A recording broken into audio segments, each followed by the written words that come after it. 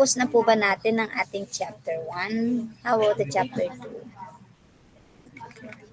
2? Mag-i-start na po. So start pa lang tayo ng ating chapter 2. Nasa ano na po tayo, ma'am? Mag-i-start na po tayo sa clay distribution. Okay, so malapit na.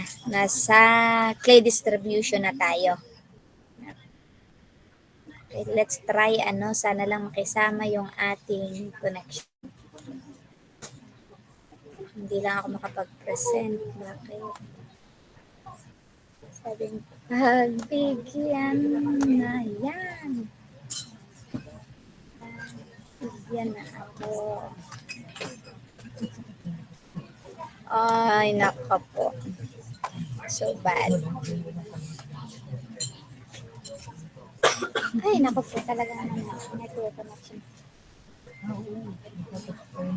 Wala eh.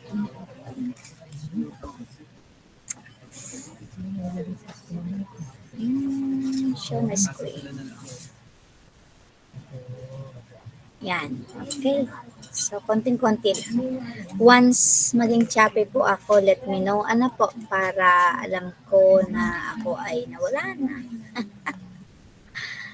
Unstable po yung ating connection today. So, pagpasensya na natin and try lang natin na ma-review na po yung ating petrophysical concepts before we proceed.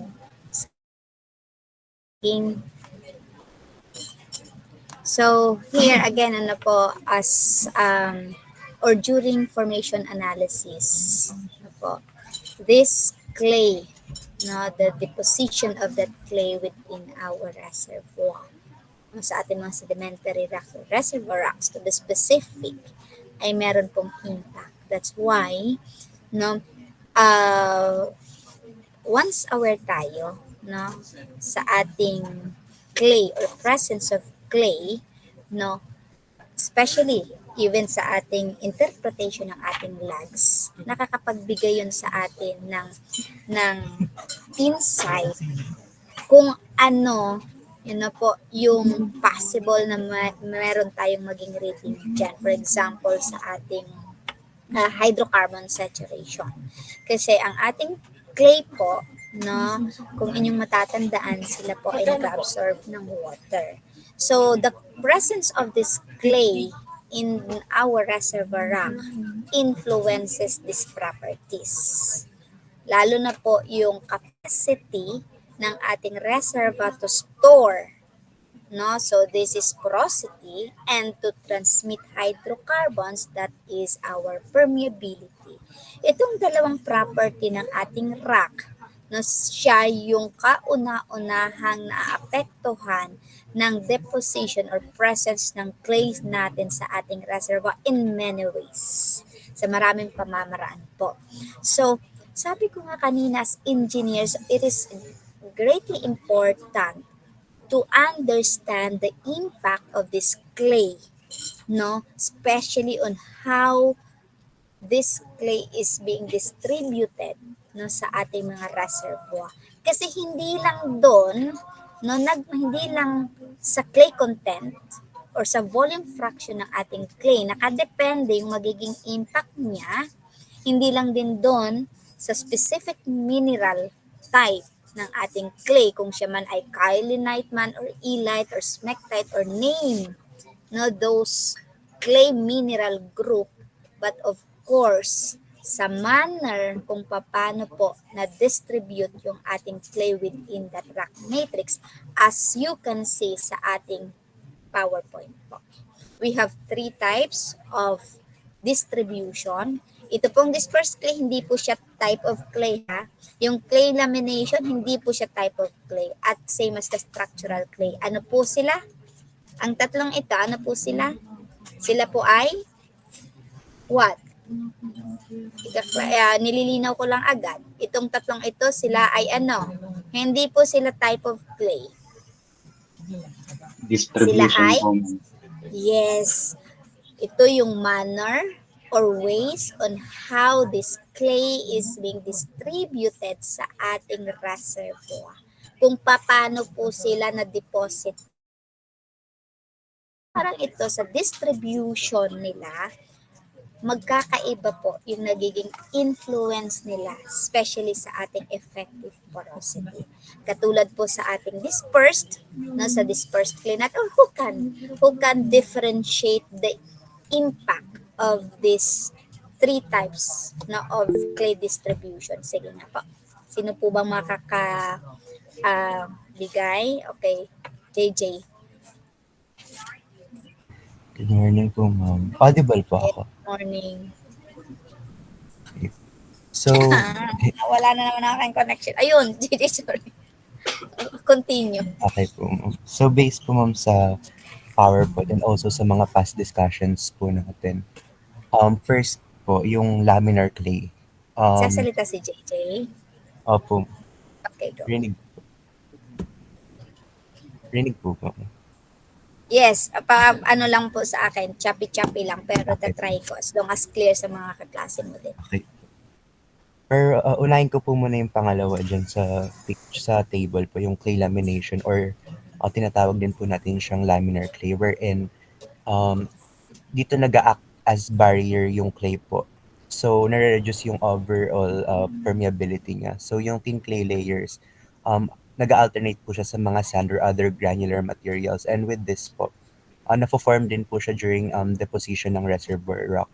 And during that time, nagka-create siya ng laminated structure sa mismong structure natin. Although, pagdating sa laminar clay po, pwede pa rin siyang mag-maintain ng high porosity between the clay laminations or I mean sa sand layers po. Since yung mismong barrier lang naman, yung pinaka naapektuhan niya is yung sa permeability. Dito na po papasok yung anisotropy po sa laminar clay wherein nagva-vary yung permeability based sa direction ng fluid flow natin. And then mas malala po sa laminar clay yung dispersed clay wherein naka-distribute na po yung mismong clay dun po sa mismong pore space sa reservoir. And malala po siya kasi yung mismong clay nag-form within the pore through chemical processes during diagenesis po. And yung epekto niya po sa reservoir properties natin, nagre-reduce siya both ng effective porosity and permeability. And since nga po nag-occupy siya ng pore spaces, nade-decrease din yung storage ng hydrocarbon natin. And with this din po, since nag-occupy din siya ng pore spaces, aside sa nagde-decrease yung hydrocarbon storage, nananarrow din yung pore throats wherein nare-restrict din yung movement ng oil and gas natin po sa reservoir. And yung pinakamalala po sa clay distribution is yung last, yung structural clay po. Since hindi na lamang po siya parang nag-i-impede dun sa mismong structure natin, but nagiging ano na po siya, parang part na po siya ng framework ng mismong rock formation. So rather than just like filling pore spaces po, nagiging integral part na po siya ng mechanical stability ng mismong rock natin. And with this po, nare-reduce both yung porosity and permeability natin. And pagdating po Okay. structural clay po, na-alter na yung mismong rock fabric natin since like what I've mentioned po earlier. Parang nagiging part na po siya ng mismong framework ng rock. So, nagiging mas dense and nagiging mas less permeable din po yung rock natin. So, pagka-higher yung clay content, nagkakos siya ng trapping ng fluid natin kaya mas nalilimit yung hydrocarbon recovery po. So, simply put, pagdating po sa laminar clay, directional permeability barriers, pagdating po sa dispersed Okay. clay, pore space reduction, and then pag sa structural clay na po, alteration na po ng mismong rock fabric po.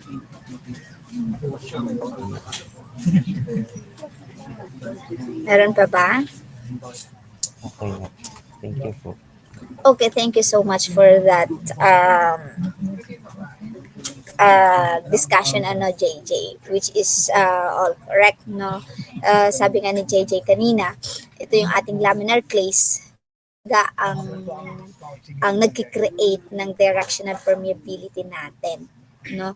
But all in all, sa tatlong ito, structural clay, na ito yung distribution type na may pinaka worst na impact doon sa ating reservoir, since automatic it alters the overall, no, rock component, kumbaga, kasi nagiging structure na siya, kabilang na doon sa ating rock structure.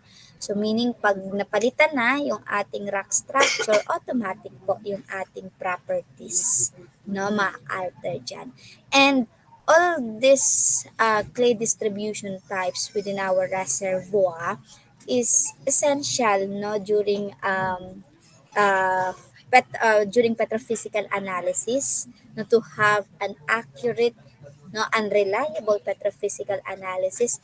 We need this knowledge, no, and especially sa ating reservoir characterization, even po, no, sa ating development stage, no, para ma-achieve natin yung tinatawag na nating effective production strategies. Kasi for example, sa clay lamination, 'di ba, nakakapag-create siya ng directional permeability, and we all know pag nag-iba or ito yung direction, ito yung permeability natin, it will dictate sa ating maging fluid flow.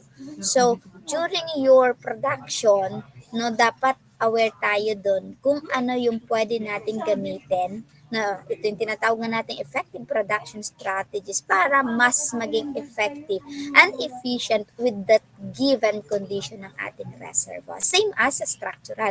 Sa structural naman kasi ito ang kalimitan niyang naapektuhan. For example, during yung hydraulic fracturing, yan siyang anong tawag natin dito, dun siya may impact sa effectivity ng kinakandak natin na technique, no, to enhance that specific property, no. So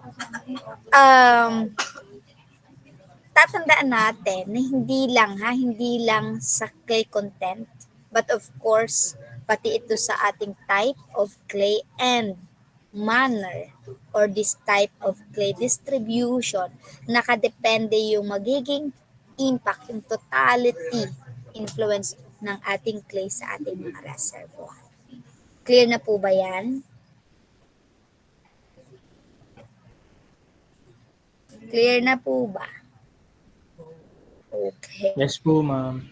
Sa clay, tatandaan natin, ang isa kasi natin ditong kalaban, no, lalo na sa interpretation of your well logs, at hindi ka aware, no, sa amount, sa type, no, yung manner nito, kung paano sa na-distribute, may magiging error po yan sa ating quantitative analysis, no, during interpretation. Pwede tayong magkaroon ng overestimation po ng volume ng ating hydrocarbon.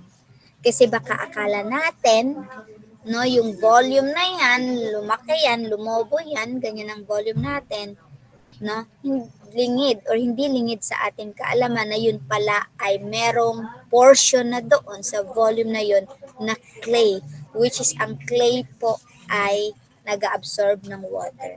So, hindi siya hydrocarbon yung volume na yun, but rather volume lang po ng water na na-held ng ating clay. Naiintindihan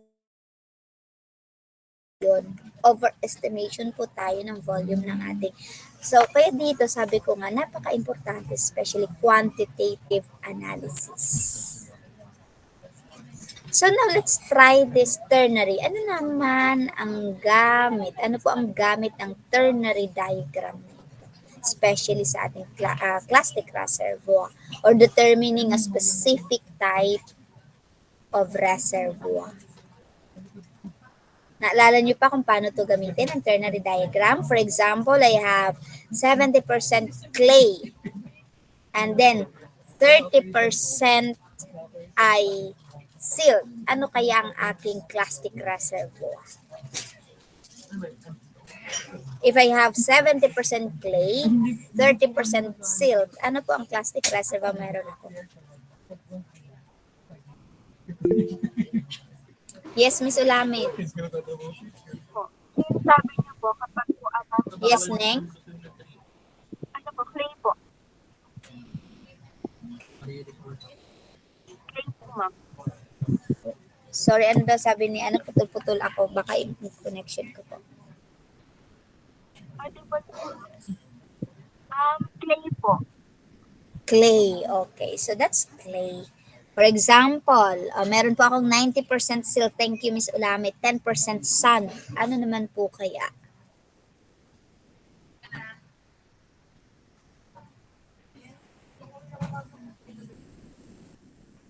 Mr. Villanueva. Based on the Silt po, ternary ma'am. diagram, ano siya? 10% of sand, 90% of silt. Silt po, ma'am. Okay, that is silt. Ano pa?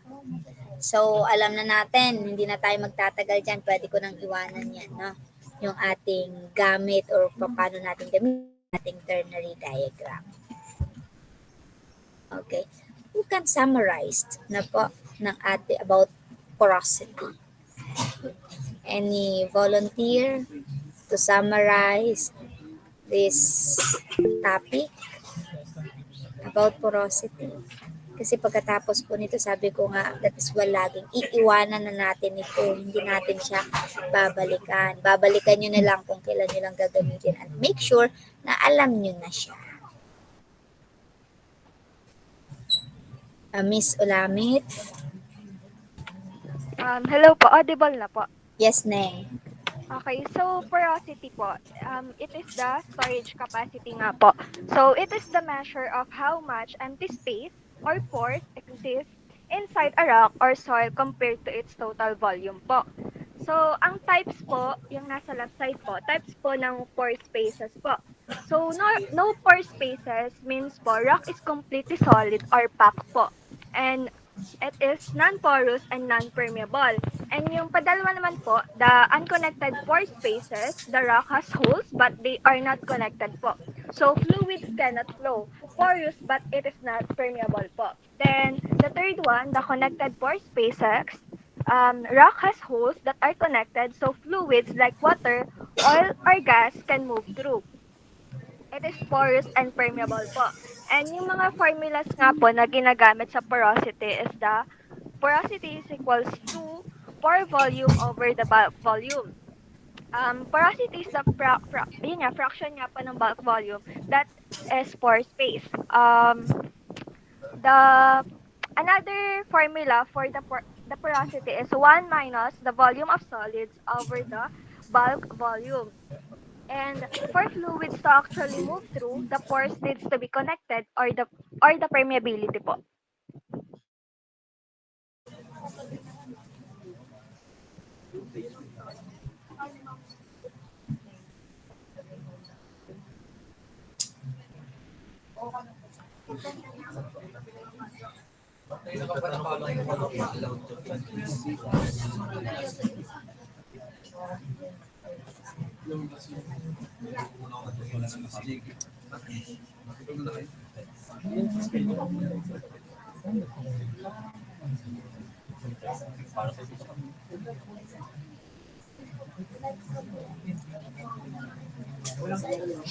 Di ko alam kung si Miss Ulamit ang nawala or ako yung nawala.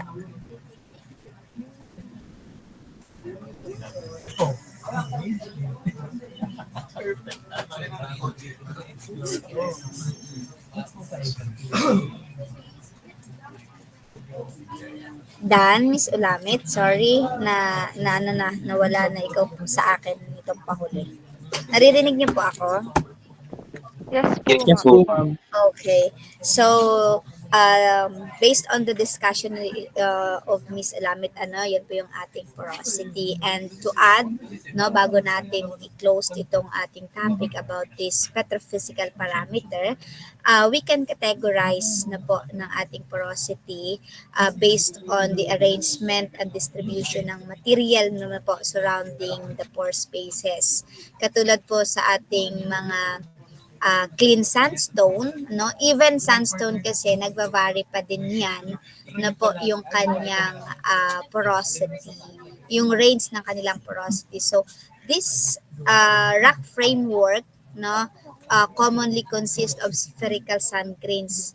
So meaning yung kanyang porosity po is inter or in between of that grains. So meaning yung type of porosity is known as intergranular, no? So that intergranular, we know naman that is referred to as primary porosity.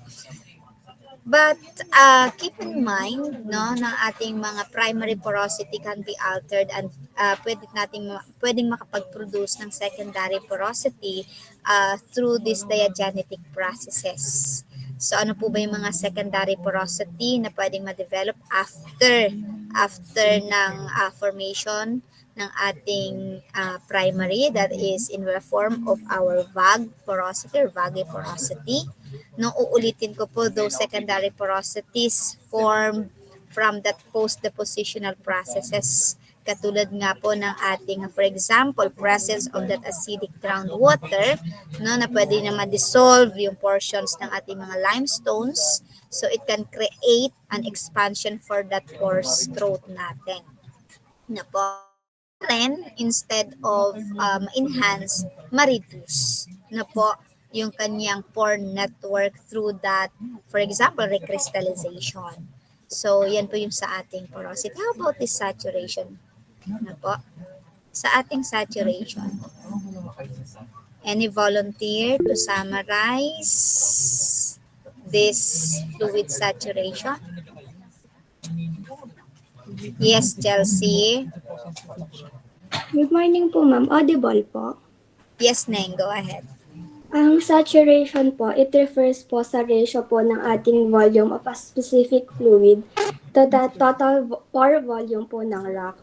It tells us po how much po ng pore space is filled po with water, oil, or gas po. Then ang formula po natin is SI is equal to volume of fluid over volume of pores and the sum of saturation, oil saturation, and gas saturation must be always equals to 1 po. Ang saturation po ay can be shown in different condition po, like po yung nasa slide. In wet water and oil water, wet system, the distribution of fluids po inside the pore is different. So we can also see that fluid exists po in different forms like bound water, free water, or oil rims around the grains po. That's why importante po talaga yung saturation kasi nakaka-apekto po ito sa reservoir behavior, hydrocarbon recovery, and even yung gaano po karami yung producible oil and gas that may expect po natin.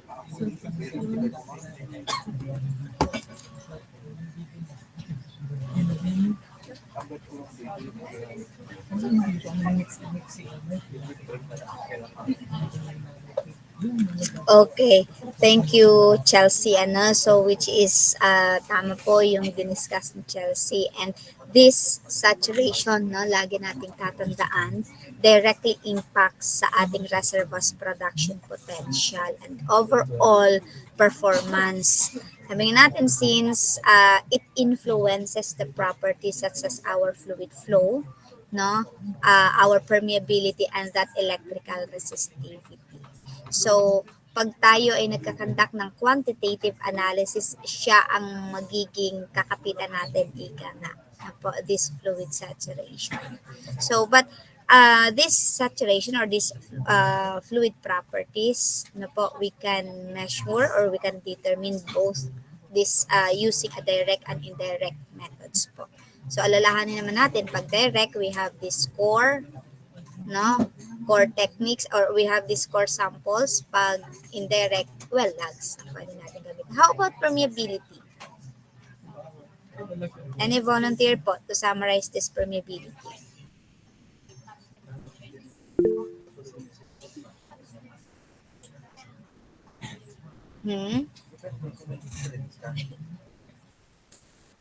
Si Mr. Dimapilis.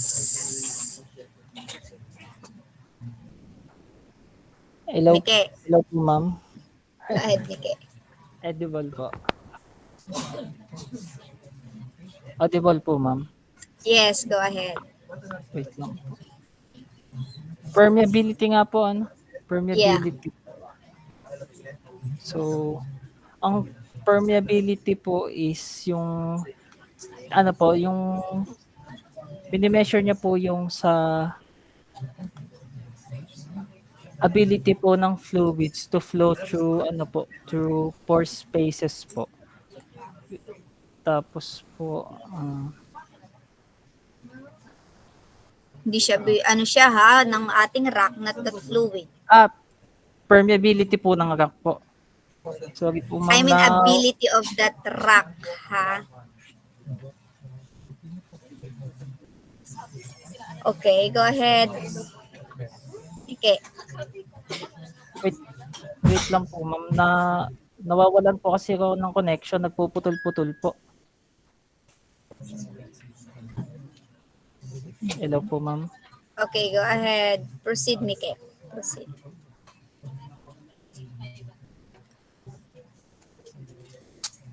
Ayun nga po. So, bali nga po, ang permeability of a rock po, no, ma'am, is the measure of how easily fluids can flow through the rock pore spaces po, which is depend po sa how much pore space of a rock has po. And also on how well the pores are connected po.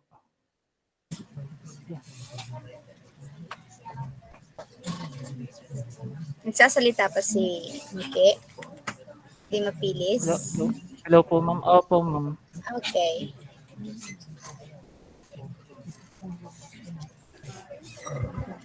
Wants to help Mr. Dimapilis to summarize this permeability po.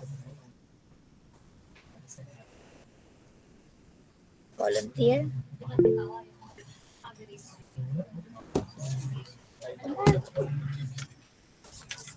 Prince. Go ahead, Prince. Hello po, mamarinig na po ba? Yeah. Bale, permeability po is the rock property that permits fluid to flow. And yung it is measured po usually in darcies or millidarcies. And ito po yung kailangan nating ma-determine para ma-establish yung fluid flow rate, fluid viscosity, applied pressure gradient, yung iba pang and then yung mga formula po ng permeability ay marami pong nakasulat dito, pero yung simplest po ay yung sa Darcy's law na siguro. So cross-sectional area times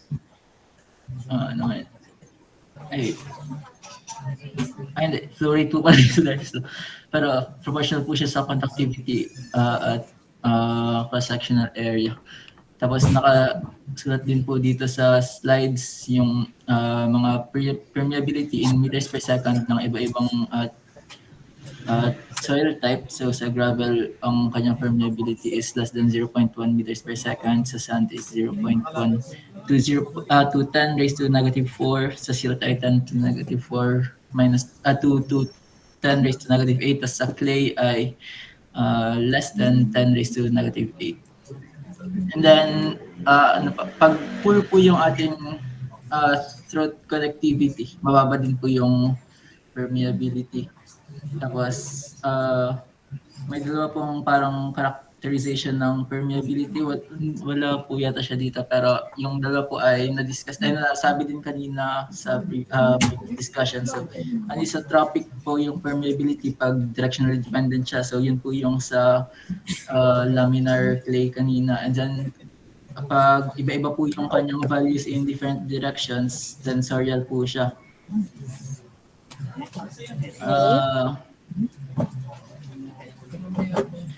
And then meron din po tayong relative permeability, which is the ratio of effective permeability to absolute permeability. And then ayun po palang Darcy is allows a fluid of 1 centipoise viscosity to flow at a rate of 1 cubic centimeter per second through 1 centimeter square of cross-sectional area at a pressure gradient of 1 atmosphere per centimeters. And lastly po, isolated pores ay hindi po kasali sa kino-consider for permeability. Okay, meron pa Prince. Ano na lang po. Importante po yung permeability sa reservoir performance kasi alas wala pong impact yung porosity sa kanya. So, reservoir performance is directly related to producibility po, and we need the fluid mobility to have good performance. So, bali po, permeability yung isa sa mga primary determinant ng reservoir producibility po. Okay. So thank you for that. Uulitin ko po, no? Malinaw kung uulitin ng ating permeability po is a property of rock, not fluid. Na yun, sabi nga natin, as a critical property of our reservoir rock, kasi ulit-ulitin ko, reservoir rock must be porous and permeable. So this is a critical property of our reservoir rock, no, that defines their ability to transmit fluids. Meaning po, no, it establishes that the relationship between that fluid flow rate natin at saka sa ating applied pressure gradient, as you can see sa ating equation using the Darcy's equation po, Darcy's law natin, taking into account that fluid's viscosity. So, in understanding this permeability, na we can understand, of course, the hydrocarbon, how this hydrocarbon can be extracted from a reservoir efficiently, na, and effectively. Doon natin, sabi nga natin, ma-apply yung mga production strategies kung alam natin in terms of fluid flow rate, no? In terms of the direction ng ating fluid. So in essence na po, yung ating reservoir rock, no, must possess this interconnected. Take note po sa term na ginamit ko. Interconnected pore spaces, or same as the pore throats, to enable this fluid movement. That's why, again, the reservoir that is porous but not permeable. Na po, meaning may ano tawag doon, may problema sa communication ng pore spaces, no? So, para mas makita natin kung paano, no, inaalaw ng ating rock itong transmission of fluids, let's try to see the characteristics of this permeability, no, in terms of its fluid transmission. Kasi 'di ba sinasabi natin, ito po yung permeability na ito yung abilidad, ito yung property ng ating rock na siyang nag-aalaw para mag-move, magkaroon ng movement sa ating mga fluids. Meaning, magkakaroon tayo ng fluid transmission.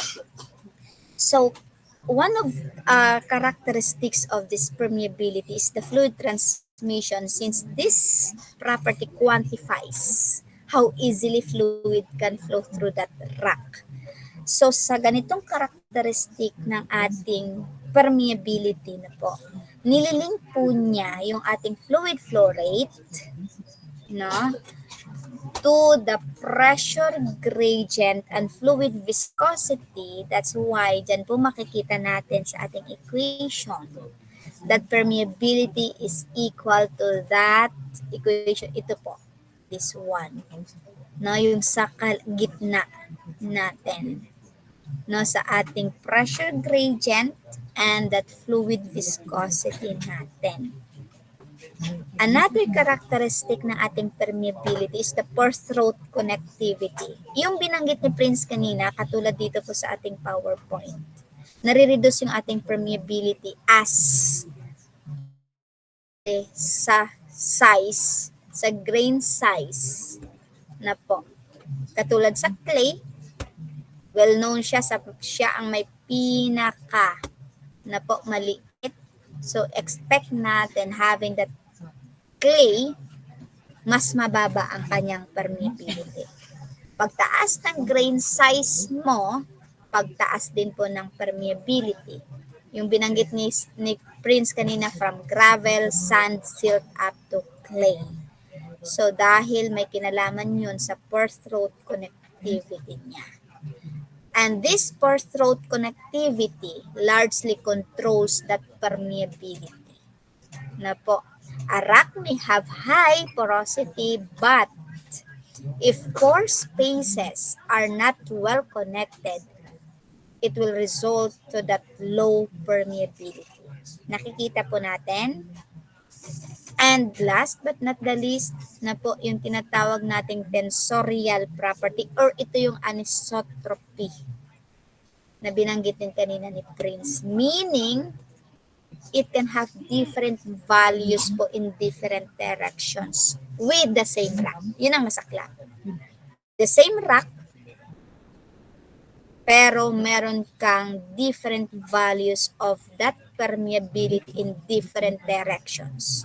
Halimbawa, iba po ang value ng iyong horizontal permeability, iba ang value ng iyong vertical permeability. So this condition is normal, lalo na sa ating mga heterogeneous type of reservoir. Babalik kayo doon sa ating reservoir classification. Ano ba yung kalimitan?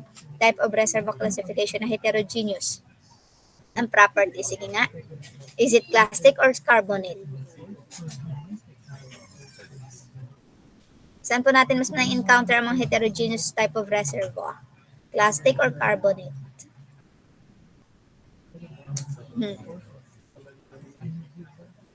Nawala po ba ako? Hindi niyo ako marinig? Yes, Miss Gante. Sa carbonate rocks po. Saan Neng? Sa carbonate Yes, rocks po. sa ating carbonate rock. Diba? Doon po natin common ma-experience yung ating heterogeneous na to. Masakit sa ulo yun kasi isang rock lang pero you have different values of permeability and different direction in different directions. Na po? So, questions? Meron pa po ba? How about these core samples as one or core analysis na po natin as one method to determine these properties? Ito po yung ating core analysis. Ramon, patapos na tayo. Yes, Nico.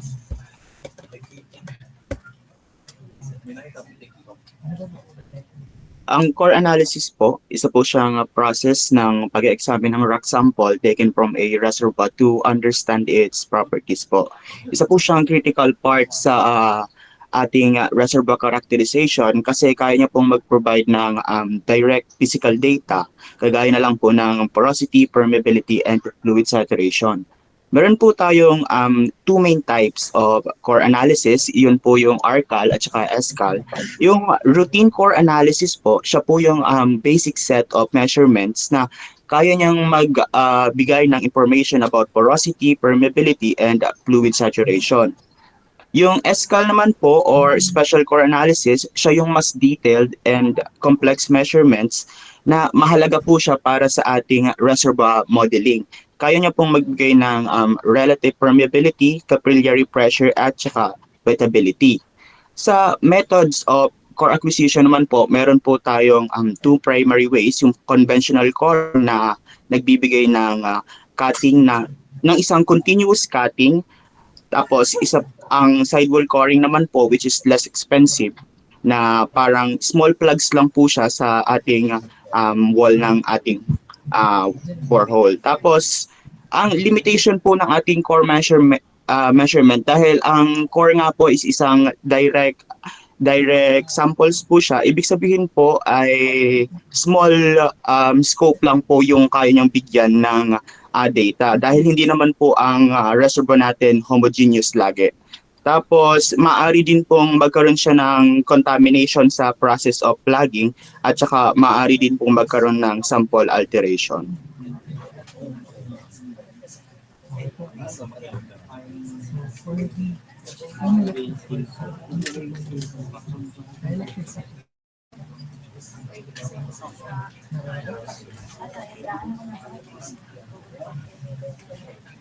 Ako ba ang nawala or si Nico?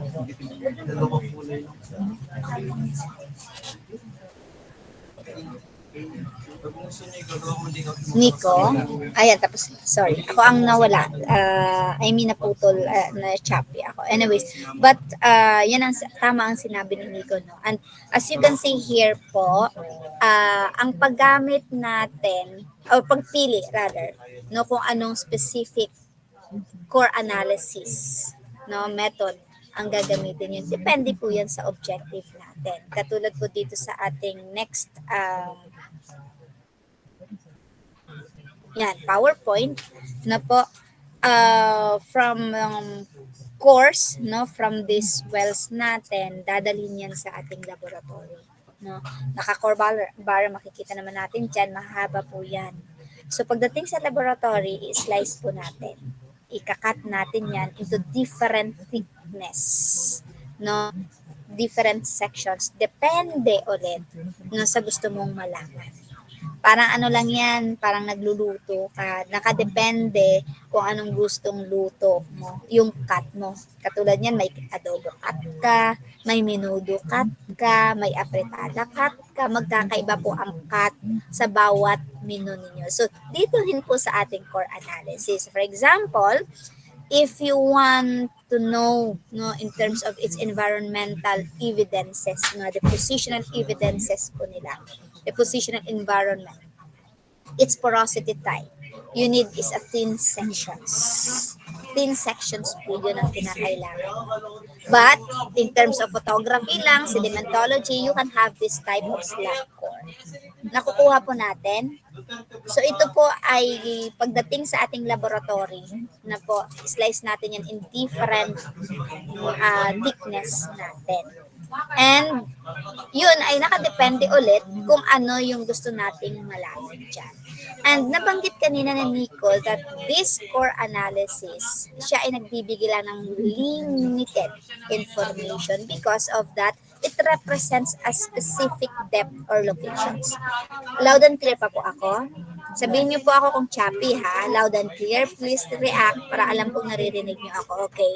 So, dito po na sa ating, even though sa nabanggit ni Nico na very limited siya, still, valuable po yung ating core data.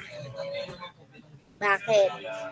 This data from core samples, no, is critical for validating our log-derived interpretations. Sila po ang ginagamit natin pang-calibrate ng ating mga indirect techniques. Naiintindihan po yun. Kaya hindi natin sila pwedeng isantabi or i-neglect. Na po, last but not the least, na po, tapos natin ang ating chapter 2, this pressure and temperature. Why?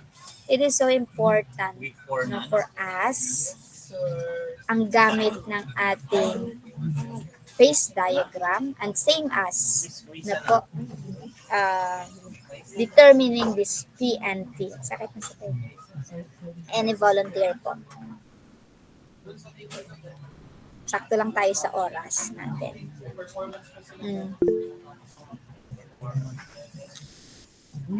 May iba pa po? How about Miss Cueto? Audible po ako. Yes, Neng. Sa temperature and pressure po, sa yun po, PT diagram po natin, it shows po yung conditions like undersaturated oils, kung liquid gases and two-phase regions po, which is yung oil and gas.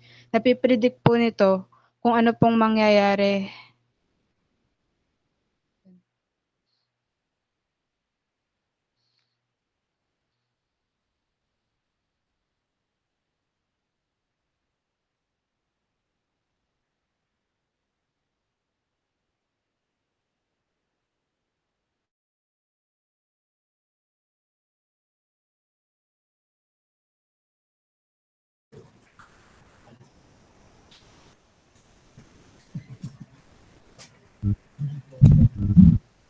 Okay. So, nag-chat ako sa GC namin at nawala ako kanina. GC ng class rep. Naririnig niyo na ako ulit. Okay na siya, sige. So, hindi ko narinig man ang sinabi ni Miss Cueto, ano? But this T and P, but thank you, Miss Cueto, ano? This T and P, no, are critical factors during hydrocarbon production. Since sabi nga natin, they affect both these physical properties of our fluids within the reservoir and ito po yung ating phase behavior. Knowing the P and T, pwede po nating masabi kung ano yung state or condition ng ating fluids meron tayo sa ating reservoir based on their P and T. Naiintindihan po natin? This P and T, no, ito po sila yung parameters that dictate the viscosities, the densities, and solubility of these fluid phases. Alam naman po natin na hindi same yung ating P and T all throughout during production. Even production, no, hindi. Nagbabago po siya. Nagde-depreciate at magde-depreciate siya.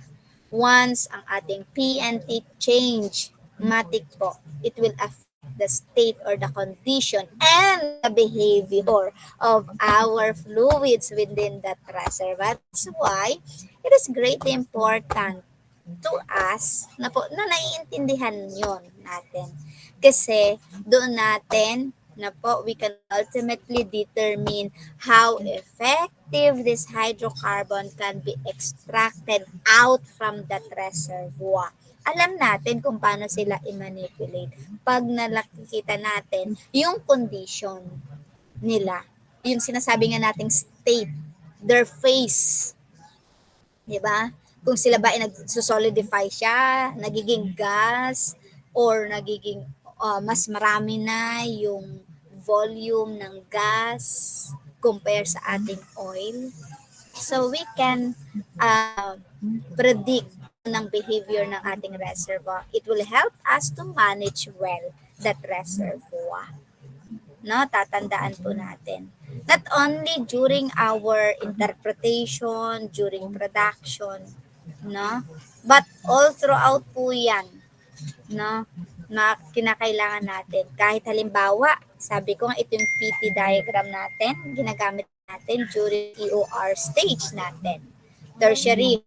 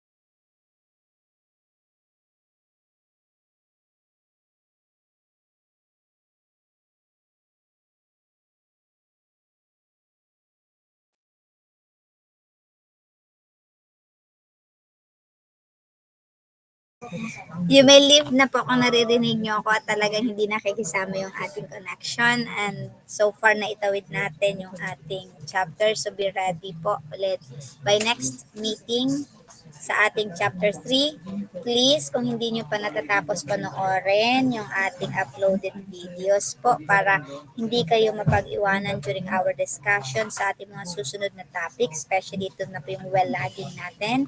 The principles, every methods po, specific tools natin gagamitin, please watch those videos. Makakatulong po sa inyo yun para maintindihan kung ano yung mga ipagsasabi ko next meeting. Okay, may leave and thank you. Sorry for this, ano po natin, inconvenience na ano talaga na meeting natin. Na po, you may leave now. See you next meeting po. Thank you po, ma'am. Thank you.